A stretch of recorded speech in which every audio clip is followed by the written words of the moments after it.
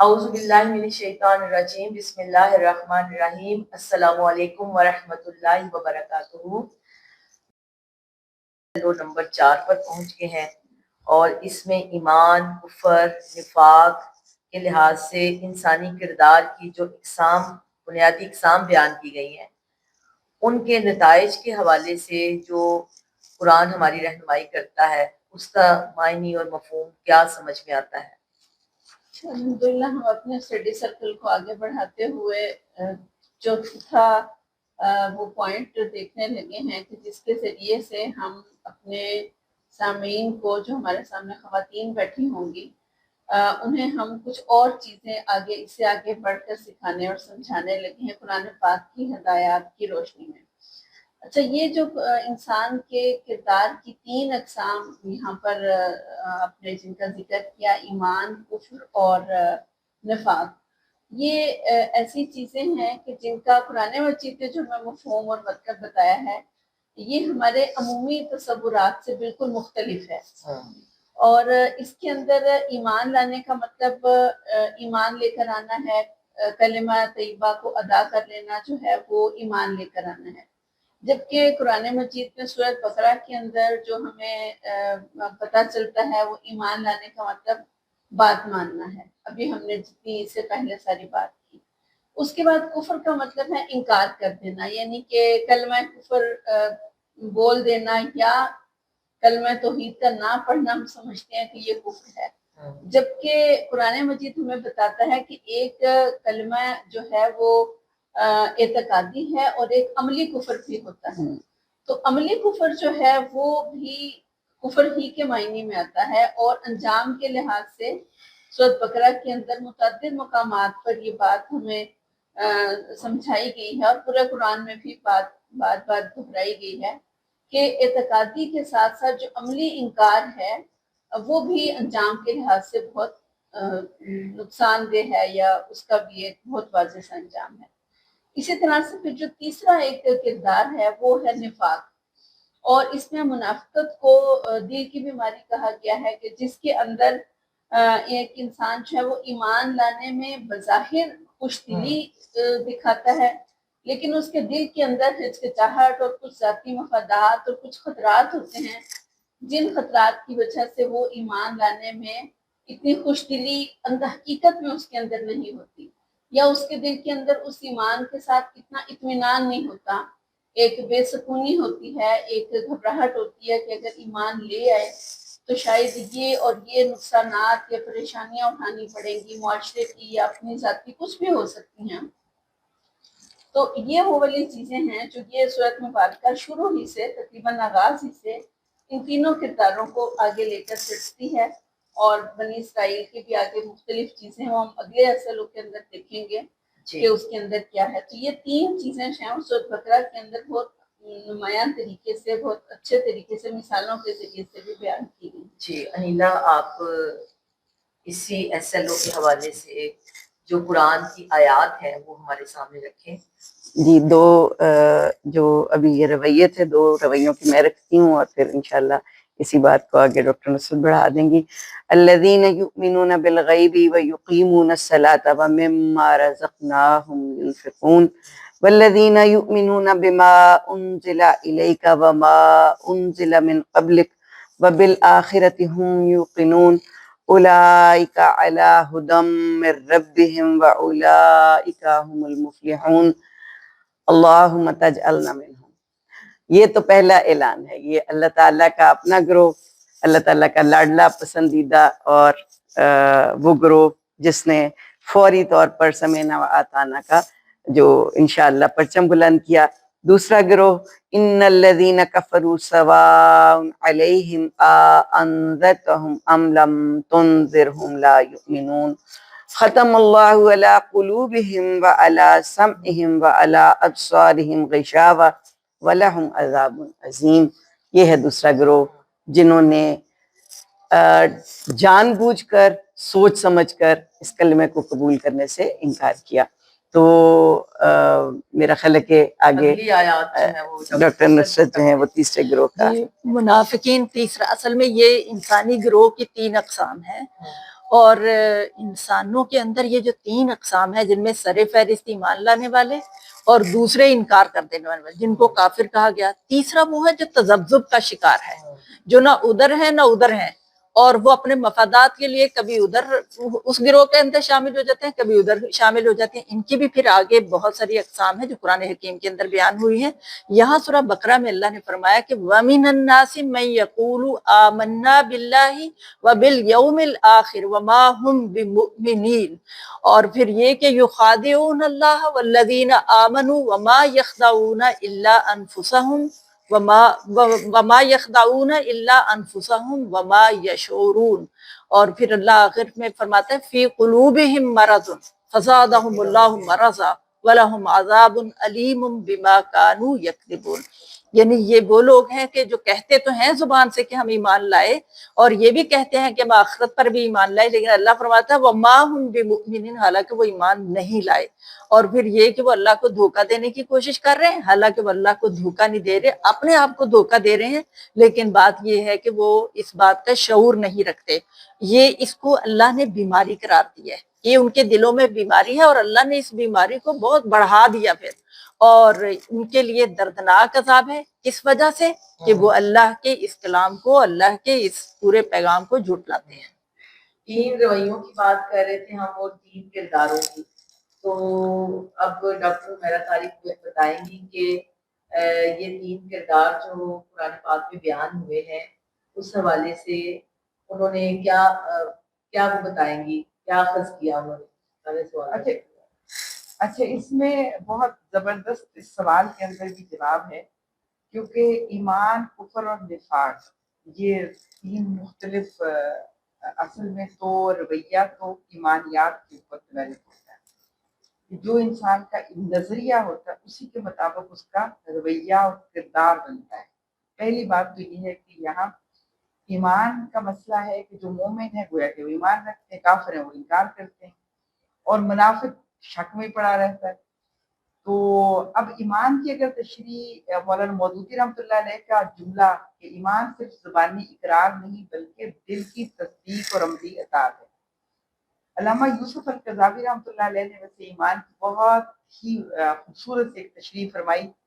انہوں نے لکھا کہ ایمان وہ ہے جو تیرے رگ و پے میں، یعنی ہمارے جسم پہ، اس کے اندر رت بس جائے، یعنی اتنا رت بس جائے کہ تمہارا اٹھنا بیٹھنا، تمہارا بولنا، تمہاری ہر حرکت سے اس ایمان کا اظہار ہوتا ہو۔ اس کی مثال ہم اس طرح لیتے ہیں کہ جیسے ہمارے جسم کے کسی حصے میں اگر تکلیف ہو رہی ہوتی ہے تو ہم چاہتے نہ چاہتے ہوئے اپنا ہاتھ وہاں پر لے جاتے ہیں، تو یہ گویا کہ اظہار ہوتا ہے درد کا۔ اسی طرح ایمان جیسا ہوگا، یعنی جو بھی نظریہ ہوگا اظہار اس کے مطابق ہوگا۔ اگر اللہ پر ایمان رکھتے ہیں تو زندگی پوری اس ایمان کا مظہر ہوگی، اگر انکار کرتے ہیں تو اس کا مطلب ہے کہ پوری زندگی بے فکری میں، کہ کسی کا حق مارا ہے تو ٹھیک ہے کوئی فرق نہیں پڑتا، کسی پر ظلم کیا ہے تو کوئی فرق ہی نہیں پڑتا۔ اور باقی یہ رہا کہ نفاق کی 4 اقسام سورہ بقرہ کے دیباچے کے اندر مولانا نے لکھی ہیں۔ پہلی قسم تو یہ ہے کہ وہ لوگ جو اسلام کے منکر ہیں اور صرف اپنے آپ کو مسلمانوں کی جماعت میں اس لیے شامل کرتے ہیں تاکہ فتنہ برپا کر ہے، مسلمان تو ہے ہی نہیں، قطعی طور پر انکاری ہیں اسلام، لیکن شامل ہو جاتے ہیں اس لیے کہ فتنہ برپا کر سکیں۔ اور دوسری قسم وہ ہے جو اسلام، جو مسلمانوں کے اس لیے مسلمانوں کی جماعت میں شامل ہو جاتے ہیں، اپنے آپ کو شامل کر لیتے ہیں جب وہ سمجھتے ہیں کہ اقتدار مسلمانوں کے پاس ہے، جیسے غزوہ بدر کے بعد، بالخصوص فتح مکہ کے بعد، غزوہ بدر کے بعد یہ مسائل شروع ہو گئے، اور اس لیے شامل ہو جاتے ہیں تاکہ انہیں یہ نظر آ رہا ہوتا ہے کہ جتنے دنیاوی فوائد ہیں وہ ہمیں ملیں گے تبھی کہ جب ہم ان کے ساتھ شامل ہو جائیں، کیونکہ ہمیں یہ واضح طور پر تاریخ سے پتہ چلتا ہے غزوہ بدر سے پہلے منافقین نہیں تھے، لیکن اس کے بعد کم تعداد میں تھے، لیکن یہ کہ غزوہ بدر کے بعد جب دیکھا کہ اسلام ترقی پر جا رہا ہے، منافقین کی تعداد بڑھتی گئی، اور پھر فتح مکہ کے بعد اور بڑھتی گئی، اور پھر حضرت عمر فاروق رضی اللہ تعالیٰ عنہ کے دور میں جتنی بڑی سلطنت مسلمانوں کی پھیلی، منافقین کا بھی اسی طرح سے آگے وسعت ہو گئی، دائرہ بڑھتا گیا. اور تیسری قسم وہ ہے جو اسلام اور کفر کے درمیان شک میں پڑے ہوئے، عملاً ذہنی طور پر وہ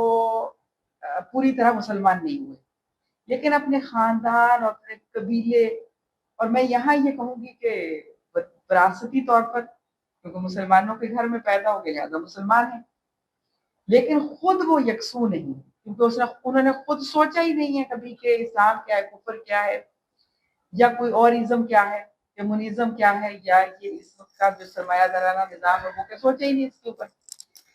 چوتھے وہ ہیں جو اسلام کو حق سمجھ چکے ہیں، سمجھتے ہیں کہ ٹھیک ہے، بالکل ٹھیک ہے، لیکن کریں کیا؟ جو یہ اخلاقی پابندیاں اسلام عائد کرتا ہے ان کو کیسے ہم اپنے اوپر عائد کریں، جو فرائض اور ذمہ داریاں اسلام دیتا ہے اس کا بوجھ کیسے اٹھائیں. تو اگر ہم مسلمانوں کے درمیان دیکھیں تو یہ والا گروہ بڑی تعداد میں پایا جاتا ہے. ہم اعتقادی طور پر مسلمان ہیں، مگر عملی طور پر ذمہ داریاں اٹھانے سے، پابندیوں سے گھبراتے ہیں، اور ہمیں یہ لگتا ہے کہ ہماری زندگی تنگ ہو جائے گی اور ہماری مسائل بڑھ جائیں گے. دراصل اس کو مولانا نے نفاق میں اس لیے رکھا کہ جب انسان کو یقین پختہ ہوتا ہے، اس کا یقین کامل ہو کہ جو اللہ تعالیٰ کا حکم ہے اسی میں سارے فوائد ہیں، تو پھر انسان ڈگمگاتا نہیں بلکہ یکسو ہو کر چلتا ہے. رحیم بچی، آپ تین رویوں کے بارے میں، تین کرداروں کے بارے میں بھی ہمارا نے وضاحت کی ہے، تو آپ یہ بتائیں کہ ان کے اثرات کیا مرتب ہوتے ہیں؟ دیکھیں یہ جو پہلا پارہ آج ہم ڈسکس کر رہے ہیں، یہ نا عقیدہ، اخلاق اور رویوں اور تاریخ چاروں کو یکجا کر رہا ہے یہ پارہ. اور جو ابھی رویے تین انسانی جو کردار ہیں، ایک ایمان ہے، ایک کافر ہے، ایک منافق ہے، اس کو نا ہم چونکہ خواتین ہیں نا، ہم اسے صرف علمی بحث میں نہ وہ کریں کہ ہم تعریف صرف وہ کریں، بلکہ ہم اپنے رویوں میں دیکھیں کہ ہم کس والے گروہ میں ہمارا شمار ہوتا ہے. بطور ایک مسلمان خاتون ایمان والے گروہ میں میرا شمار ہوتا ہے. میں خدا نخواستہ کفریہ رویوں کی طرف تو نہیں جا رہی، اور خاص طور پر جو نفاق ہے وہ تو حضور نبی کریم صلی اللہ علیہ وسلم کی ایک حدیث کا مفہوم ہے نا کہ نفاق ایسے آئے گا میری امت میں کہ کالی سیاہ رات ہوگی، اس میں کالا سیاہ پتھر اور اس پر کالی سیاہ چونٹی چل رہی ہو تو وہ جیسے نظر نہیں آتی، تو نفاق بھی ایسے ہی گھر کرے گا. تو نفاق سے بچنے کے لیے جیسے رویے ہیں نا کہ کوئی بات وعدہ کر دیا پھر اسے نہ پورا کیا، دین میں بھی ہمیں ایک چیز صحیح سے پتہ ہے کہ یہ حکم ہے لیکن ہم اپنی سہولت دیکھتے رہتے ہیں. پھر اسی طرح سے یعنی بات اور عمل میں دوسروں کو ہم بہت ہی زیادہ تقریر کر دیتے ہیں، لیکن جب اپنے لیے یعنی دوسروں کو ہم عزیمت کے راستے پر چلانے کی کوشش کرتے ہیں، خود اپنے لیے رخصتیں تلاش کرتے ہیں. تو اس کا الٹ ہونا چاہیے اور اسی طرح کے رویے ہوں. اور ایمان کی وہ جو ڈیفینیشن ہے نا جو مولانا نے دینیات میں لکھی اور ہم بچپن سے پڑھتے چلے آ رہے ہیں، وہ اب بڑی اچھی طرح سے سمجھ آتی ہے کہ ایمان کا مطلب ہے جاننا، ماننا اور اقرار کرنا، اور یا یقین کی وہ حد جہاں سے عمل بدلنا شروع ہو جائے. تو اللہ کرے کہ ایمان بھی اس طرح کا ہو اور ہم کفریہ رویوں سے بھی بچ سکیں، اور اللہ تعالیٰ نفاق میں بالکل بھی نہ لے کے آئے کہ اس لیے کہ ان المنافقین فی الدرک الاسفل من النار، کہ اللہ تعالیٰ یعنی اب سمجھ آتی ہے، جب بچے تھے تو نہیں سمجھ آتی تھی کہ منافقوں کو اللہ تعالیٰ کیوں سب سے نچلے درجے میں رکھے گا. وہ اس لیے کہ منافق وہ نقصان دیتے ہیں اسلام کو اور مسلمانوں کو جو کافر نہیں دے سکتے. وہ اندر کی صفوں میں گھس کر تو ہمیں یعنی نقصان پہنچاتے ہیں. تو اللہ تعالیٰ ہمیں اس طرح کی ڈسکشنز بہت زیادہ ہمارے لیے انشاءاللہ مفید بھی ہوگی، اور یہ اسٹڈی سرکل سے ہم یہ رویے اپنے جو ذاتی رویے ہیں اور گھریلو رویے ہیں ان کو ذرا زیادہ سیکھنے کی کوشش کریں گے انشاءاللہ. ماشاءاللہ اسٹڈی سرکل کو آگے بڑھاتے ہوئے اب ہم جو ہمارا ایس ایل او ہے 5 نمبر کا وہاں تک پہنچ گئے ہیں. اور یہ ایس ایل او جو ہے انسان کی خلافت عرضی، نیابت اور ذمہ داری کے شعور کے ساتھ اپنی انفرادی اور اجتماعی حیثیت کے حوالے سے ہے. تو اس ایس ایل او کو ڈاکٹر زبیدہ جبین اس کا جو معنی ہے وہ بتائیں گی ہمیں. اور ڈاکٹر زبیدہ زمین کے اندر جب بھی انسان کو بھیجا گیا تو یہ انسان کو بڑا واضح طور پر اس وقت بھی بتا کے بھیجا گیا، اور اس کے بعد میں آنے والے انسانوں کو بھی یہ پتا ہے کہ ہمیں خاص طور پر مسلمانوں کو یہ معلوم ہے کہ ہم خلیفہ کی حیثیت سے دنیا کے اندر آئے ہیں. اب یہ ہے کہ اس کی انفرادی اور اجتماعی حیثیت کیا ہے، اس میں خلیفہ کون ہوتا ہے، یہ ہمیں قرآن پاک کی رہنمائی کرتا ہے. اور قرآن پاک ہمیں بتاتے ہیں کہ خلیفہ وہ ہے جو اپنے اختیار کو استعمال نہیں کرتا بلکہ اللہ تعالیٰ کے دیے ہوئے اختیارات کو استعمال کرتا ہے. وہ اپنی طرف سے کوئی من مانی نہیں کر سکتا بلکہ جو اسے کہہ کر بھیجا گیا ہے، جو اسے بتایا گیا ہے، جو قرآن پاک کی صورت میں جو کچھ اس کو بتایا جا رہا ہے، اس نے انہی اختیارات کو استعمال کرنا ہے. اور اس میں بھی پھر وہ انفرادی طور پر بھی وہی عبادت والی بات ہے کہ وہ انفرادی طور پر بھی اپنے اختیار کو اسی طریقے سے استعمال کرے گا، اور اجتماعی طور پر بھی معیشت میں، معاشرت میں، اخلاقیات میں، معاملات میں، سیاسیات میں، ہر جگہ پر وہ انہی چیزوں کو استعمال کرے گا اور انہی احکامات کو وہ لے کر چلے گا جو اس کو بطور خلیفہ یہاں پر رہ کر اس کو استعمال کرنے ہیں. اور یہ خلافت کی ذمہ داری ہے کہ اس کو اپنی اس ذمہ داری کو اسی طریقے سے استعمال کرنا ہے، کیونکہ وہ یہاں پر ایک آزاد منچ انسان کے طور پر اس کو نہیں بھیجا گیا. اس کو ایک پابندی دے کر اور اس کو کچھ چیزیں سکھا کر بتا کر بھیجا گیا ہے. حضرت آدم علیہ السلام کا پورا واقعہ جو سورۃ بقرہ کے اندر موجود ہے، جس کو ہم انشاءاللہ اس پارے کے اندر مزید تفصیل کے ساتھ پڑھیں گے، اس سے ہمیں اپنے آنے والی خواتین کو یہی بات سمجھانی اور سکھانی ہے کہ بطور خلیفہ ہمیں ہماری ذمہ داری کیا ہے اور ہمیں اپنی اس ذمہ داری کو کس طریقے سے ادا کرنا ہے. یہ ہماری ایک اس پارے کی ایک بہت اہم ایسا لوگ ہے کہ جس کے ذریعے سے ہمیں ان کو یہ پورا تصور دینا ہے، کیونکہ اسی تصور سے پھر اقامت دین کا تصور ہم انہیں سمجھا سکتے ہیں. اور ان کی جو بنیادی ذمہ داری ہے مقصد زندگی تک وہ انشاءاللہ پہنچیں گے. اس حوالے سے انیلا آپ بتائیں کہ قرآن کی آیات کون کون سی ہیں؟ جو سورہ بقرہ کے اندر جو پہلے پارے کے اندر ہے تو آیت نمبر 30 سے تذکرہ شروع ہو جاتا ہے. یہ رکوع ماشاءاللہ آخر تک چلتا ہے اور اس میں پھر پورا وہ داستان ہے جس جو کائنات سجائی گئی اور اس کے بعد جس وقت تخلیق آدم کا یہ سلسلہ شروع ہوتا ہے. بہت پیارا یہ منظر. اچھا، اسی حوالے سے مزید جو آیات ہیں سورہ بقرہ کے اندر وہ ڈاکٹر نصرت ہمارے سامنے رکھیں گی. سورہ پہلی بات تو یہ ہے کہ یہ جو آیات ہیں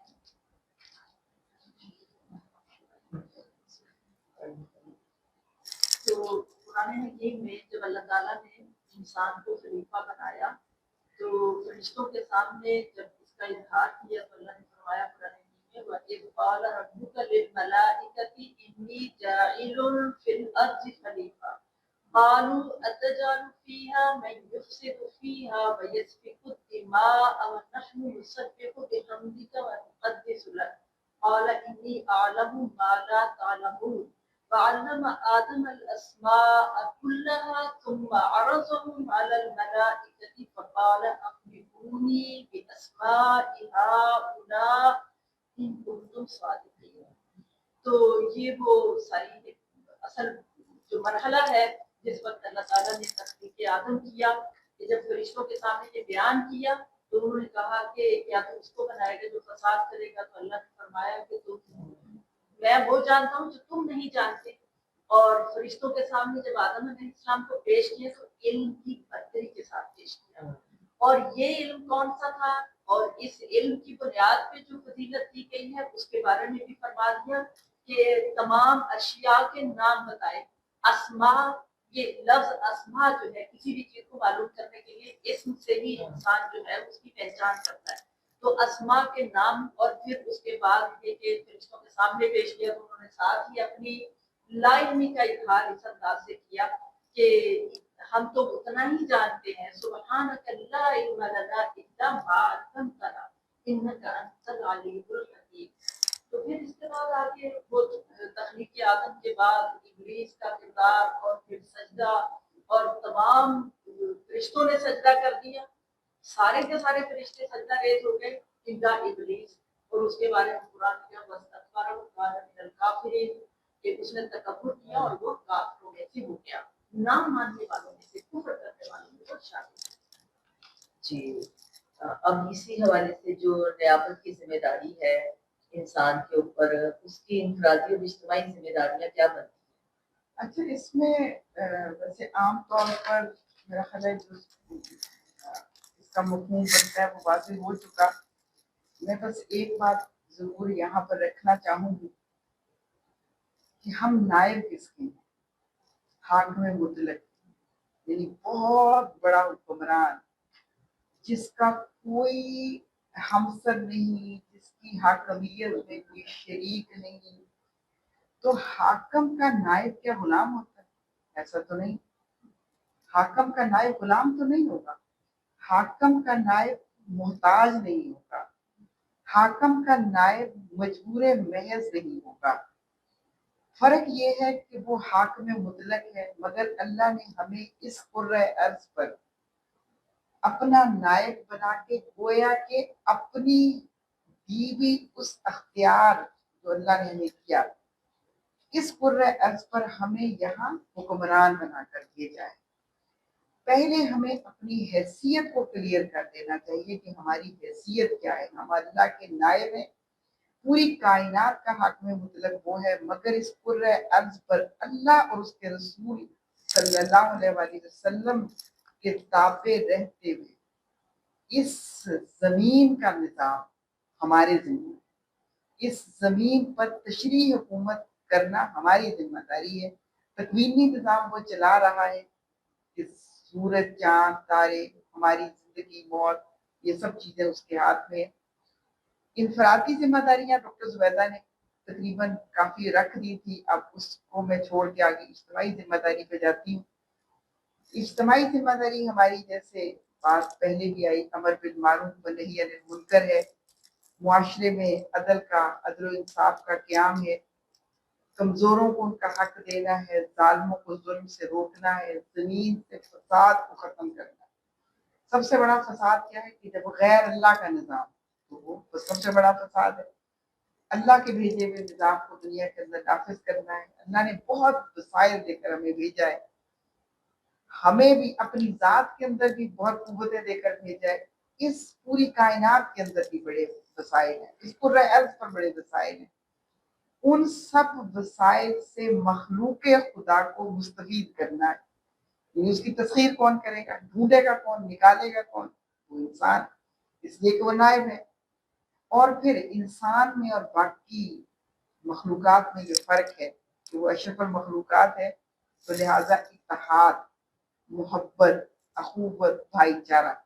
یہ فضا بھی حضرت انسانی کو پیدا کرنی ہے. لہذا یہ ہماری ذمہ داری ہے کہ ہم ان چیزوں پہ ضرور سوچیں اور اس پر آگے بڑھیں. جی ڈاکٹر سمیحہ رضا صاحبہ, یہ جو سورہ بقرہ میں نا اللہ رب العالمین نے بڑی وضاحت کے ساتھ یعنی مجھے میری پہچان کرائی ہے کہ میں ہوں کون. یعنی میں اللہ تعالیٰ کا, یعنی مجھے صرف بندہ نہیں بنایا کہ میں سارے مخلوقات کی طرح ایک مخلوق ہوں, بلکہ مجھے اتنا بڑا اعزاز بخشا کہ مجھے اپنا خلیفہ بنایا, مجھے اپنا سیکرٹری بنایا, ڈکلیئر کیا, اشرف المخلوقات ڈکلیئر کیا. اس کے ساتھ نا پھر جتنی بڑی یعنی آپ کو اتھارٹی دی جاتی ہے, جتنا بڑا منصب دیا جاتا ہے, اس کے ساتھ اتنی بڑی ذمہ داری بھی عائد ہو جاتی ہے. اور یہ ہمارے لیے بہت زیادہ ضروری ہے کہ ہم ان آیات کی روشنی میں یہ سمجھیں کہ ہمیں اللہ نے علم دیا, ہمیں اختیار دیا, ہم وہ واحد مخلوق ہیں اس زمین پر, کرۂ ارض پر, بلکہ کائنات میں, کہ جس کو اللہ تعالیٰ نے فریڈم آف چوائس دیا ہے کہ ہم اس کے مطابق، ہم اپنی مرضی کے مطابق دونوں راستے دکھا دیے اور خلیفہ بھی بنا دیے، لیکن فریڈم آف چوائس دیے کہ تمہارا امتحان اسی میں ہی ہے کہ تمہیں میں نے اختیار دیا ہے. تو وہ ایک جماعت اسلامی کا جو منشور ہے نا، وہ 3 جملوں میں بڑا خوبصورت سا منشور ہے کہ ہم بندے کس کے؟ اللہ کے. یہ زمین کس کی؟ اللہ کی. تو نظام کس کا؟ اللہ رب العالمین کا. تو یہ ہمارا منشور بھی ہے اور یہ خلافت فی الارض کا تقاضا بھی ہے کہ اگر ہم بندے اللہ کے ہیں، یہ زمین اللہ کی ہے، تو یہاں پر قانون اور نظام اور یہ قرآن جو اللہ کا ہے، اسی کو انشاءاللہ نافذ کرنا ہے ہم نے. جی اب اس وقت ہم اپنے اسٹڈی سرکل کے اگلے راؤنڈ تو ہمارا چل رہا ہے، لیکن ایس ایل او ہمارا چھٹا ایس ایل او جو ہے وہ شروع ہو گیا ہے. اور چھٹے ایس ایل او کا بھی بہت ہی یہ اہم ہے کہ اس میں بنی اسرائیل کی پوری تاریخ جو ہے وہ بطور نصیحت قرآن ہمیں سمجھاتا ہے، بتاتا ہے. تو ڈاکٹر زبیدہ سے میں یہ کہوں گی کہ وہ اس حوالے سے وضاحت کر دیں. اچھا، یہ ایس ایل او جو آخری ہے اور اس کے اندر پہلے پارے کا زیادہ تر حصہ اسی پر محیط ہے. بنی اسرائیل کے بہت سارے واقعات پہلے پارے کے اندر موجود ہیں، اور خواتین کو یہ بات سمجھانا کہ وہ بنی اسرائیل کی قوم کے ان سارے واقعات کے ذریعے سے وہ اصل بات حاصل کر سکیں جو اللہ رب العالمین نے ہمیں سمجھانا چاہیے، اور اس وقت میں سمجھانا چاہیے جب مسلمانوں کو بطور امت مسلمہ ان کو مبعوث کیا جا چکا ہے نا، اور بنی اسرائیل کو معزول کیا جا چکا ہے. تو اس بات کو اصل میں تو سمجھانا یا اس فلسفہ کہہ لیں یا جو بھی کہہ لیں، اس کو سمجھانا خواتین کو اصل میں بہت ضروری ہے کہ بحیثیت امت مسلمہ ہمیں اس قوم کی غلطیوں کو اور اس کے جو مقامات عبرت ہیں اور جو اس کے مقامات ہیں، جو اس کے عبرت کے واقعات ہیں، ان سب کو ہمیں سمجھنا چاہیے، کیونکہ ہمیں وہ والی غلطیاں بحیثیت قوم بھی اور بحیثیت فرد بھی، ہمیں وہ ساری غلطیاں جو ہیں وہ دہرانی نہیں ہیں. کیونکہ جب بھی ہم ظاہر ہے کہ اگر بنی اسرائیل ایک وقت میں اللہ رب العالمین نے اس کو مبعوث کیا تھا تو اس سے کچھ کام لینا مطلوب تھا، تو یہ بات بتانا کہ امت مسلمہ سے بھی اصل میں کوئی کام لینا مطلوب ہے. تو یہ بہت مجھے لگتا ہے کہ بہت بہت اہم اہم بات ہے جو ہمیں خواتین کو ہاں سمجھانی ہے. اور امت کا تصور خواتین کے اندر دینا ذرا سا مشکل ضرور ہے، لیکن مجھے امید ہے کہ جب ہماری بہنیں اس نقطے کو خود اچھی طرح سے سمجھ جائیں گی اور پھر ہر واقعے کے ساتھ اس کو بار بار دہرائیں گی کہ یہ ہم نے یہ بات انہیں ضرور سمجھانی اور سکھانی ہے، کیونکہ اسی پر پھر باقی آگے جو قرآن مجید کی تعلیمات ہیں اس کا بھی بڑا انحصار اسی بات پر ہے کہ ہم بطور امت کے اس بات کو سمجھیں کہ بنی اسرائیل کے جتنے واقعات ہیں وہ ہمارے لیے نصیحت ہیں، عبرت ہیں. اچھا، میں صرف اس میں یہ کہنا چاہ رہی تھی کہ انیلا ذرا تھوڑا سا یہ بتا دیں کہ عموماً جب قرآن پاک جو لوگ نہیں ترجمے سے نہیں پڑھتے یا اس طرح قرآن کی کلاس میں نہیں آتے تو وہ ان واقعات کو بطور نصیحت نہیں لیتے، بلکہ وہ سمجھتے ہیں کہ یہ گزری ہوئی واقعات ہیں اقوام کے. تو آپ کیا اس حوالے سے رہنمائی دیں گی؟ بلکہ میں یہ کہنا چاہ رہی تھی ابھی اسی بات کے ساتھ ہی، زبیدہ کی بات کے ساتھ، کہ کیونکہ اس دفعہ ہمارا بہت جگہ انشاءاللہ نیا دورہ قرآن ہوگا، نئی جگہ پہ پہلی دفعہ لوگ سنیں گے.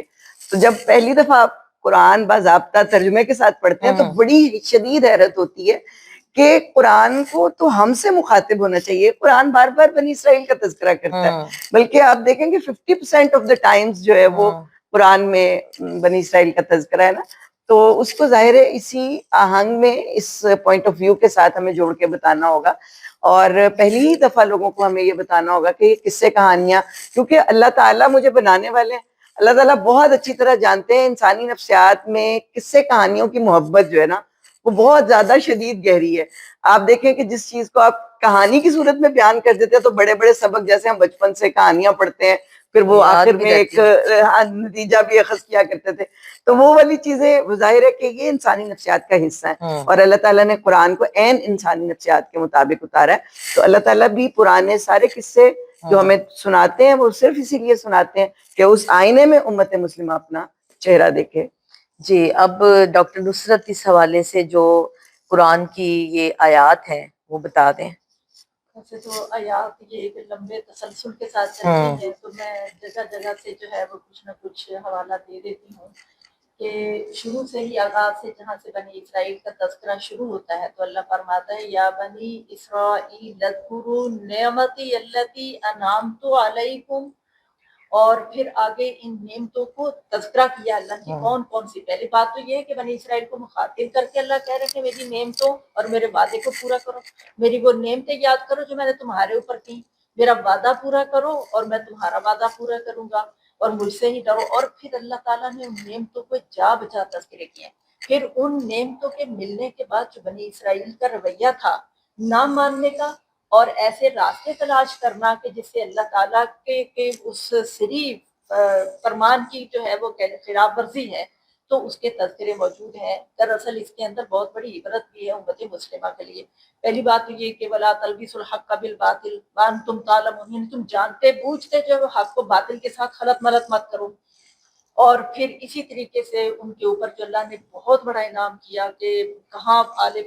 فرعون سے نجات دی. وَإِذْ نَجَّيْنَاكُمْ مِنْ آلِ فِرْعَوْنَ يَسُومُونَكُمْ سُوءَ الْعَذَابِ يُذَبِّحُونَ أَبْنَاءَكُمْ وَيَسْتَحْيُونَ نِسَاءَكُمْ وَفِي ذَلِكُمْ بَلَاءٌ مِّن رَّبِّكُمْ عَظِيمٌ. اللہ فرماتا ہے تمہارے لیے اس میں بہت بڑی آزمائش تھی. اس اتنی بڑی آزمائش میں سے اللہ تعالیٰ نکال کے تو وہاں وادی سینا میں لے آئے ہیں، اور یہاں پر بھی لا کے تو انہیں چھوڑ نہیں دیا ان کے حال پہ، بلکہ وَظَلَّلْنَا عَلَيْكُمُ الْغَمَامَ وَأَنزَلْنَا عَلَيْكُمُ الْمَنَّ وَالسَّلْوَىٰ،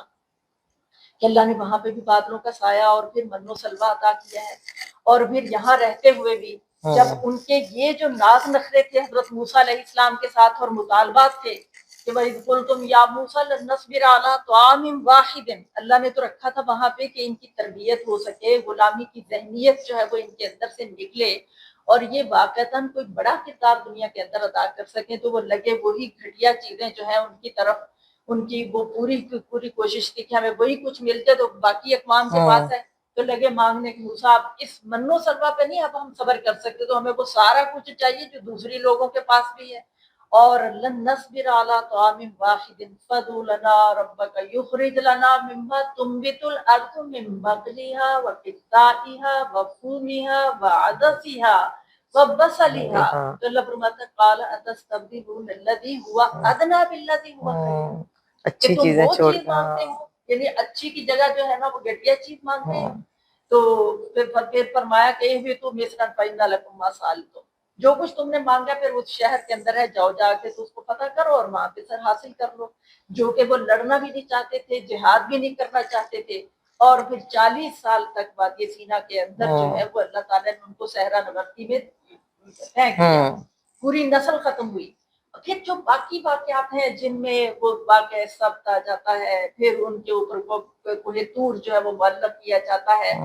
یہ ساری بھی، اور پھر گائے کی ذبح کا واقعہ ہے پورا، اس کے اندر بھی دراصل وہ حکم کو مانتے نہیں ہیں اور اس کے اندر سے راستے تلاش کرتے ہیں کہ کسی نہ کسی طریقے سے کوئی ایسی حجت، کوئی ہیلا کوئی ہمیں مل جائے کہ ہم یہ کام کر نہ سکے. قرآن کہتے ہیں وہ ما کادوا یفعلون، ایک سادہ سی گائے ذبح کرنی تھی اور اتنے سوال در سوال الجھانے میں لگ گئے، اور آخر میں جب کر ہی دی تو اللہ فرماتا ہے وما کادوا یفعلون، وہ ایسا کرنے والے نہیں تھے. اسی طریقے سے باقی بھی ان کے پڑھے تو پھر اللہ خود ہی جو قرآن میں کہتا ہے نا کہ باءوا بغضب من اللہ،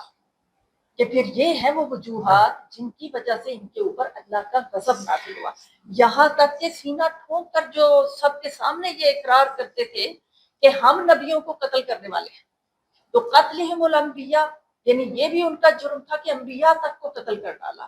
اور اللہ کی نعمتوں کی نافرمانی تو تھی ہی، وہ جو راستہ دکھانے کے لیے انہی میں سے اللہ کے نبی اور رسول آئے ان تک کو قتل کر دیا. تو اس لیے پھر اللہ نے فرمایا وباءوا بغضب من اللہ، کہ اللہ کا غضب ان کے اوپر چھا گیا. جی، بطور نصیحت تو واقعات بہت سارے ہیں، تو ڈاکٹر حمیرہ یہ بتائیں کہ ہم کیسے اپنی زندگی کو یہ بنی اسرائیل کے واقعات کی روشنی میں کیسے بہتر بنائیں، کون سے اصول اختیار کریں اور کن چیزوں سے بچنے کی کوشش کریں؟ اس حوالے سے 4 اصول رحمۃ اللہ علیہ نے قرآن میں لکھے ہیں. قرآن نے لکھا ہے کہ بنی اسرائیل کی تاریخ بیان کرنے کی پہلی غرض یہ ہے کہ اللہ تعالیٰ یہ چاہ رہے ہیں کہ بنی اسرائیل کے واقعات کو دیکھ کے جو ان اقوام میں سے صالح افراد ہیں وہ دین اسلام کو اختیار کریں. اور دوسری وجہ یہ ہے کہ بنی اسرائیل پر حجت تمام ہو جائے، کیونکہ امامت کا منصب ان سے لے کر بنی اسرائیل کو دیا جا رہا ہے. حجت تمام ہو جائے کہ تم سے اس لیے امامت کا منصب لیا تھا کیونکہ یہ سب کردار تمہارے تھے، جو کہ ڈاکٹر نصرت نے تفصیل سے بیان کیے. یہ سب تمہارے کردار تھے، اس وجہ سے تم سے امامت لے کر بنی اسرائیل کو یعنی حضور صلی اللہ علیہ وسلم کی امت کو امامت دے دی. اور تیسری وجہ مولانا لکھتے ہیں کہ کچھ بنی اسرائیل کے پورے بہت حالات واقعات وسعت کے ساتھ تفصیل کے ساتھ بیان ہے، اور ساتھ ہی ان قوموں کے حالات بیان ہوئے ہیں جن پر اللہ کا عذاب آیا، اور اس سے ہمیں بتایا گیا ہے کہ جو ان قوموں نے کیا تھا تم نہ کرو، اگر تم وہ سب کام کرو گے تو تمہارا انجام بھی وہی ہوگا. اور چوتھی بات یہ کہ جو اخلاقی کمزوریاں تھی، جو بستی غلط فہمیاں تھی، جو اعتقادی اور عملی گمراہیاں تھیں، ان کو واضح طور پر بتا دیا کہ یہ وہ آئینہ ہے تمہارے سامنے، اس کو دیکھو.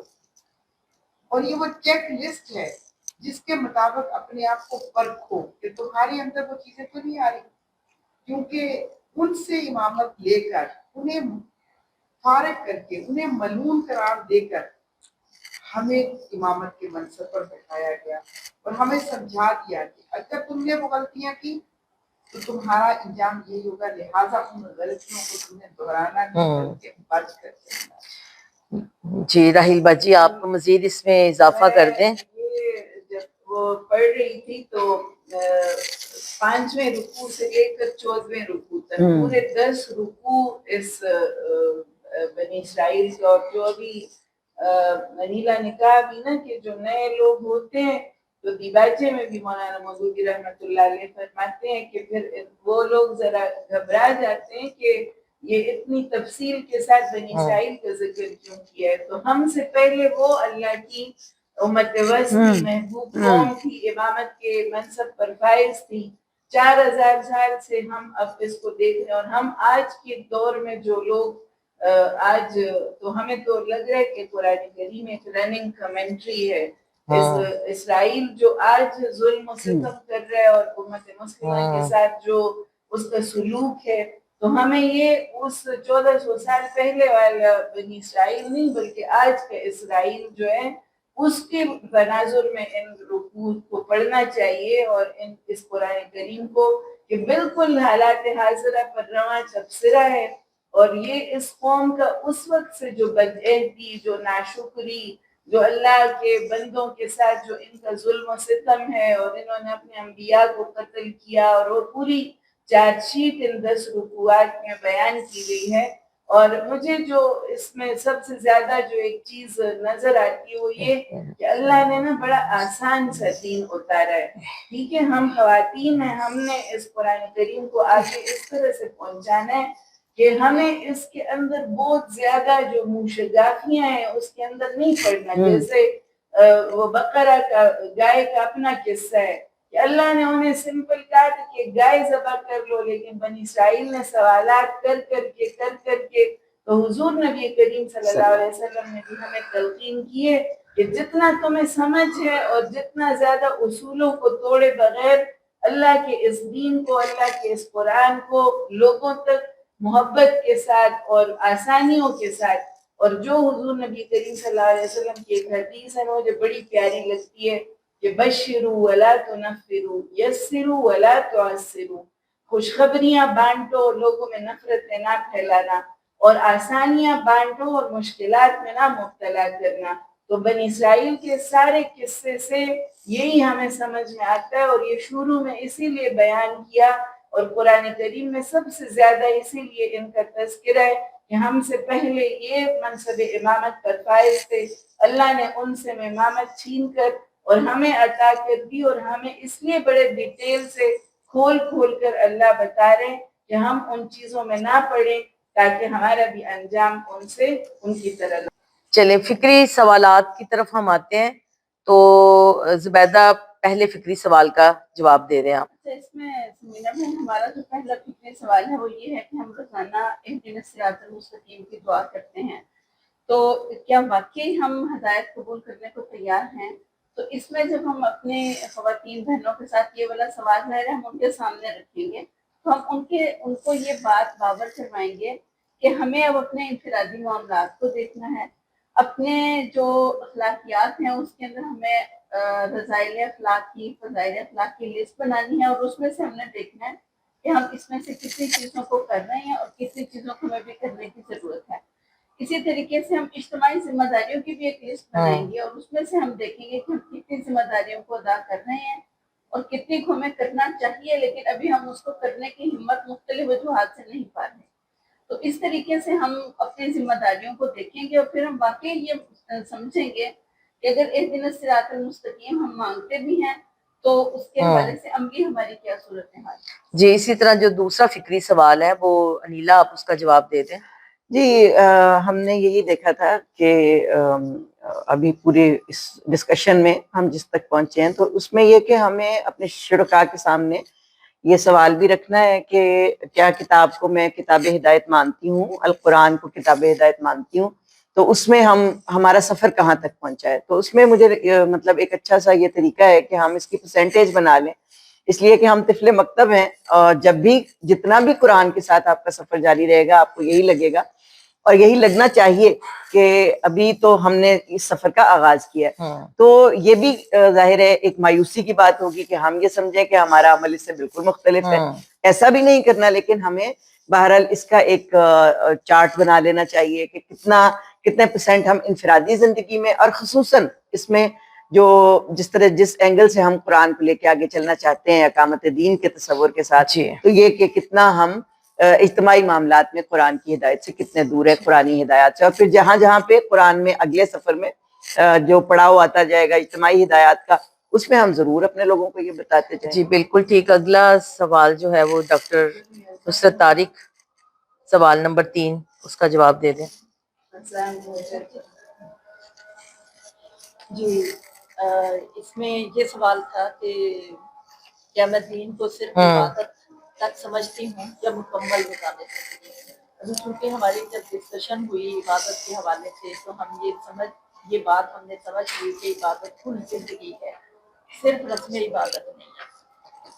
اور ہمارے یہاں برصغیر کے اندر چونکہ دین جس طرح سے پھیلا وہ صوفیہ کرام کے ذریعے سے آیا اور دین کا بہت محدود مطلب جو ہے وہ ہم تک پہنچا اور وہ صرف اتنا کہ عبادات چند گنی چنی عبادات کر کے تو اس تک جو ہے وہ محدود ہو جائے اور بس ہم مسلمان ہیں.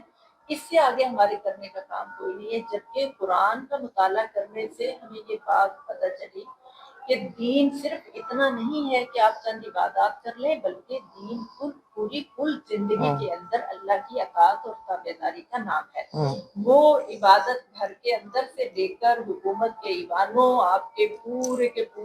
جتنے بھی معاملات نیشنل انٹرنیشنل سطح پہ ہیں اس اللہ کی اطاعت کے تابع بن جائیں تو یہ مکمل نظام زندگی ہے جس کو اللہ کی عبادت کے سانچے میں ڈالنا ہے. جی سوال نمبر 4 آپ سے. 4 نمبر سوال یہ ہے کہ میرے فیصلوں میں اللہ کا حکم زیادہ اثر رکھتا ہے یہ لوگوں کی باتیں. اس سوال کا مطلب یہ ہے کہ ہمیں اپنی فکر کو آڈٹ کرنا ہے، اپنی سوچ پر نظر رکھنا ہے، سب سے ضروری بات. اور سوچ کا آڈٹ کریں گے تو پھر پتہ چلے گا کہ کوئی بھی چیز پسند کرتے ہیں یا ناپسند کرتے ہیں تو پہلی چیز ہمارے اوپر کیا آتی ہے، اپنی پسند ہے یا اللہ کا حکم جو ہے وہ ہے. اگر جب آڈٹ کریں گے تو پھر ہمارے سامنے یہ ایک تلخ حقیقت آئے گی کہ ہماری پسند اور ناپسند ہمارے معاشرے نے جو بنائی ہے اور جو مختلف رویوں نے بنائی ہے، جو ہماری تربیت کے دوران ہے وہ ہماری پسند اور ناپسند. بلکہ ایک اور اس سے زیادہ تلخ حقیقت ہے کہ جب ہم اپنی سوچ فکر کو، نظریے کی بات نہیں کریں، سوچ اور فکر کو آڈٹ کریں گے تو ایک اور بات ہمیں سمجھ میں آئے گی کہ ہم نے تو دین کی تشریح بھی اپنی مرضی سے کی ہے. تو لہٰذا ہم کچھ وہ چیزیں جو دین میں موجود ہی ہم نے اختیار کی اور جو دین میں موجود ہیں ان کو ہم نے اپنی مرضی سے موڑا ہوا ہے. تو لہٰذا عمل کی درستگی سے پہلے اپنی فکر اپنی سوچ کی درستگی بہت ضروری ہے. یہ ایک دن کا میں یہ ضرور کہوں گی کہ ہمیں ایک دن کی اپنی فکروں کو ضرور آڈٹ کر کے لکھنا چاہیے اور پھر اس کا تجزیہ کرنا چاہیے کہ ہماری سوچ کے کتنے فیصد حصہ دین کے مطابق اور کتنے فیصد حصہ ہماری اس تربیت کے اور اس ماحولیات کے مطابق ہے جس میں ہم جی رہے ہیں. جی سوال نمبر 5 ڈاکٹر سمیحہ راہیل قاضی اس کا جواب. سوال نمبر 5 ہے کہ توحید کا عقیدہ میرے گھریلو معاملات میں نظر کیسے آتا ہے نا کیسے نظر آتا ہے. تو اقبال کا شعر ہے نا کہ ایک سجدہ جسے تو گراں سمجھتا ہے 1000 سجدوں سے دیتا ہے آدمی کو نجات. جب بندے کو پتہ ہو کہ میرا ایک ہی اللہ ہے اور میں نے اسی سے مانگنا ہے اور اسی سے توقع رکھنی ہے اور اسی سے ہی ڈرنا ہے تو انسان دلیر بھی بن جاتا ہے. میں خاتون ہونے کے ناطے کہ اپنی امیدیں بھی ساری اسی سے وابستہ کروں اور اپنا ڈر بھی صرف میں اسی سے ہی ڈروں مجھے اور کسی کی پرواہ نہ ہو تو دنیا سے بھی بندہ بے خوف ہو جاتا ہے. اپنے رب سے جب صرف ڈرتا ہے تو ساری دنیا کی پھر اسے اطاعت بھی اسی کی کرنی ہے. اور جو پہلے پارے میں ہمیں اس کی صفات نظر آتی ہیں کہ وہ ربوبیت ہے وہ عدل ہے اور وہ رحمت ہے. تو ایک عورت ہونے کے ناطے یہ تینوں صفات انشاءاللہ اپنے اندر پیدا کرنی ہے کہ میں رب البیت ہوں. اللہ نے مجھے ایک خاندان کا مرکز محبت بنایا ہے تو اسی طرح سے محبت کے ساتھ رحمت کے ساتھ اور عدل کے ساتھ انشاءاللہ زندگی گزارنی. جی جزاکم اللہ خیرن کثیرہ. میں آج کی اسٹڈی سرکل کی شرکا کا شکریہ ادا کرتی ہوں کہ انہوں نے اپنے بہت قیمتی وقت میں سے وقت نکالا اور آپ سب کے لیے ایک بھرپور انداز میں اسٹڈی سرکل کیا. اسی طرح آپ نے حاصلات تعلم SLO کو لے کر چلنا ہے. اسی طرح آپ نے جو سوالات ہیں فکری ان کو لے کر چلنا ہے اور جو ایک فیسیلیٹیٹر کی ذمہ داری ہے اس کو پورا کرنا ہے اور شرکا نے اسی طرح اپنی ذمہ داریوں کو پورا کرنا ہے. چونکہ یہاں پر ہمارے وہ لوگ بیٹھے تھے جو ماشاءاللہ سے بہت اچھے طریقے سے انہوں نے ان ساری چیزوں کو کور کیا سارے موضوعات کو کور کیا تو اس لیے فیسیلیٹیٹر نے اس کا کوئی بھی جو نچوڑ ہے یا سم اپ ہے اس کو وہ اس طرح بیان نہیں کیا. لیکن آپ لوگوں نے جب اپنی شرکا کے ساتھ بیٹھنا ہے تو آپ نے بھی اس تیاری کر کے انشاءاللہ تعالی اس کو آپ نے اگر آپ کو محسوس ہو کہ آپ کے شرکا نے وہ جواب نہیں دیا جو جواب چاہیے تو پھر آپ نے اس کو سم اپ کرتے ہوئے ان تمام پوائنٹ کو وہاں پر بیان کرنا ہے. اللہ تعالی ہم سب سے راضی ہو اور اس بہت بڑے کام کے ساتھ انشاءاللہ تعالی ہم پورے پاکستان کے اندر انشاءاللہ 2027 میں ایک بڑی تعداد کے اندر اپنی مدرسات کو تیار کرنے میں کامیاب ہو جائیں. اللہ تعالی ہم سب کا حامی و ناصر ہو. السلام علیکم ورحمۃ اللہ وبرکاتہ.